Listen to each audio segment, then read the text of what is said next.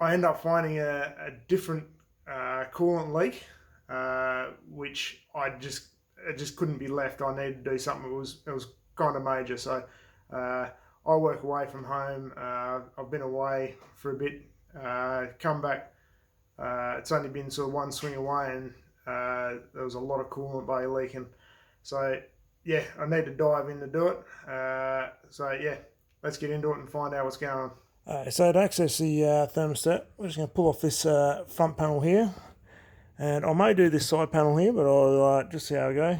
You can see this leak's got a fair bit worse since the last time we were looking under it, but we'll rip this off and see what we come up with.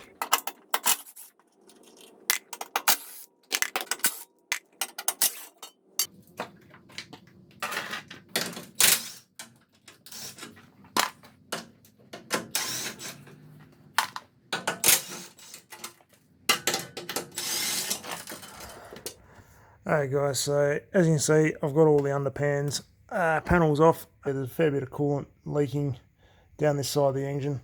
Up in this side of the engine block, there is a coolant inlet. It's a plastic component.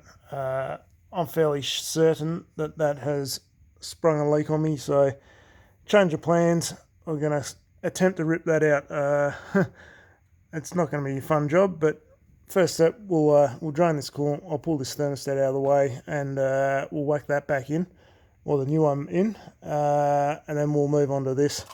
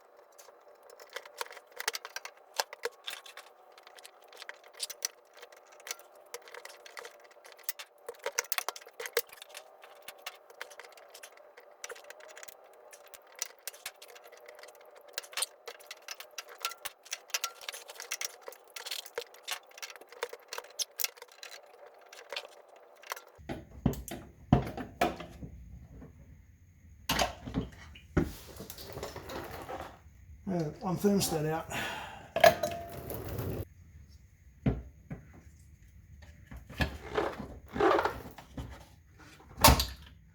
So I had a bit of stuffing about off camera there, but got that new thermostat in, so we'll drop this down off the ramps and start pulling this coolant inlet out.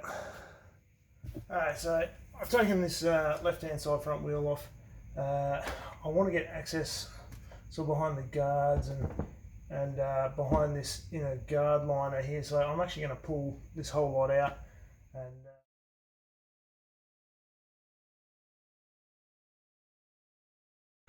alright guys, so inner guard liner's off.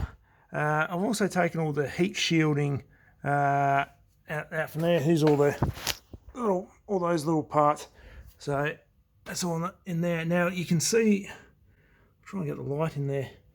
You can see the culprit there. That's the coolant inlet to the side of the block. If I can move around, yeah, you can see you just sort of see the leaking coolant there. So yeah, we've got to get that out. So it may not be as bad as what I thought. I'll unplug these cables, get these out of the way, and it's just a matter of being able to unclip that hose off there. so we'll see how we go. Alright guys, alright, so in order to try and get access in there a little bit easier, especially for my big blade buff hands, I'm going to pull this upper control arm out of the way.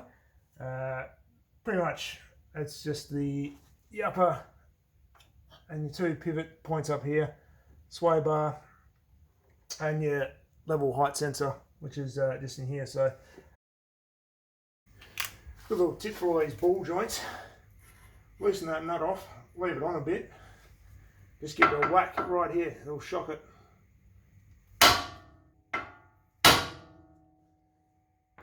Now, I've normally got a bigger, heavier hammer than that, but I can't find it, so that's not going to help me much. Just remember, there's pressure in this airbag, so obviously there's a bit of weight pushing down on there, so make sure we've got a jack or something to support your arm underneath.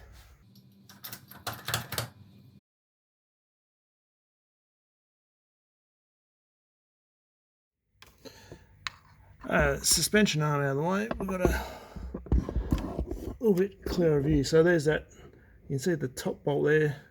So I'm trying to hold the camera and the light at the same time. So, but that bolt right in the middle of that hose at the top, and there's one at the bottom there. So that's the challenge.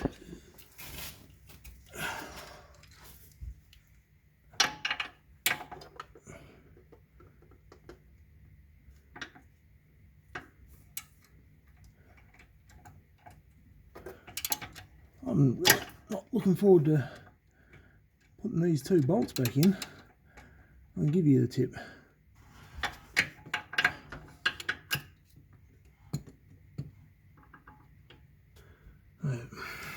Before I pull that all the way off, I might try and pull that hose out.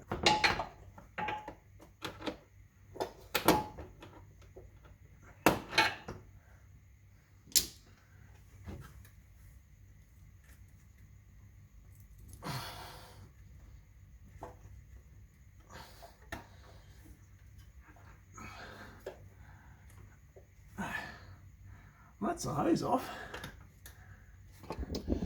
Oh guys,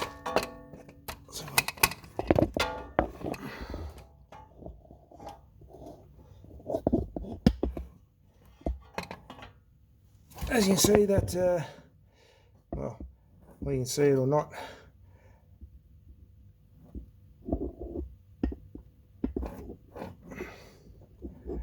well, that's where the that coolant inlet was. So off that coolant hose there.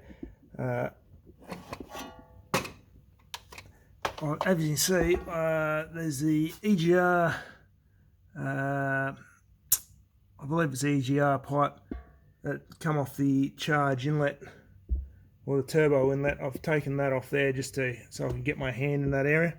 So I've got this, here's the culprit here. So this is the coolant intake pipe that's on the side of the block. That's the part with the O-ring. Normally sits in that section there. So when I pulled that out, that's just crumbled away. All this stuff here, I just grabbed the some long pliers just to try and wiggle this out. So that just pretty much just crumbled away. Like even now, just breaks away. So plastic in coolant systems, it just doesn't last, guys.